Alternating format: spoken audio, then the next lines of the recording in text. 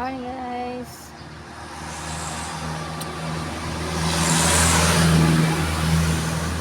Ganahan po tayo. Araw-araw ng buhay. Kali. Yan. Ito ang aking pinapay. Yan. Ayan. Ako'y nagtitinda ng pandesal. Araw-araw dito sa Hali. Ayan. Yan. Along the road po ako. Ayan. Dumadaan dito ang mga sasakyan. Araw-araw. Ayan. Hindi pa masyado maraming sasakyan kasi hindi pa pag-rush hour ang dami. O, diba? Ayan, nakapaikot sa akin. May tindahan dito. Ayan, diba? Presko dito guys, sa pwesto ko. Ayan, o, tingnan nyo guys. Sa punong kahoy ako. Ayan, o. Ayan, puno ng mangga. Ayan, o. Kaya mapresko. Ayan, si partner, naantok na naman. Ayan.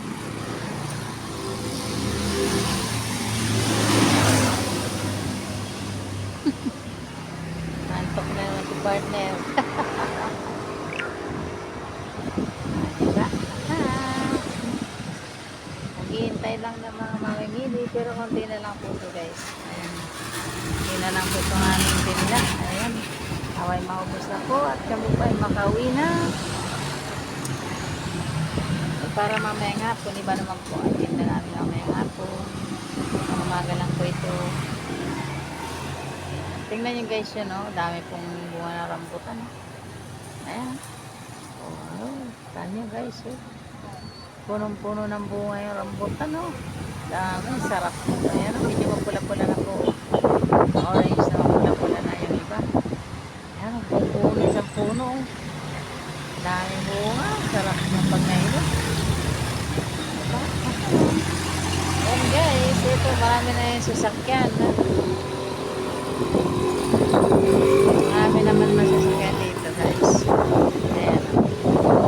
Ay, may ibang mga sasakyan dumadaan. Ayan. Ayan, ayan, ayan.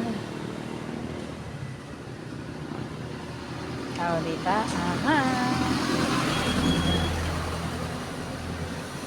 Si partner ko yung naantok ko. Kaya po siya dito pag magtitinda kami. Yan, nakaupo na ato. Kaya ako lang nagtitinda. Minsan pag-uwi na, rigising na. Nawawa naman kasi. Ayun po yun.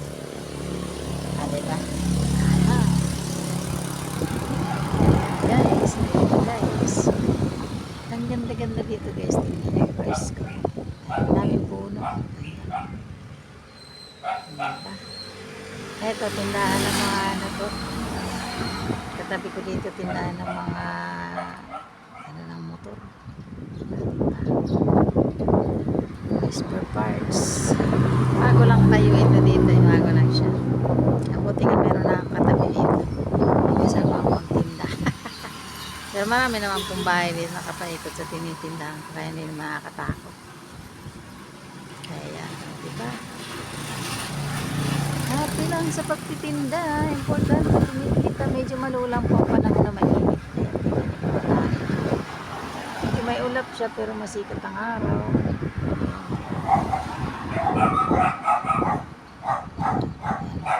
Kaya may naman aso dito sa kabilang bahay. Ay, pang aso. Kaysa na po kayo. Medyo maingay.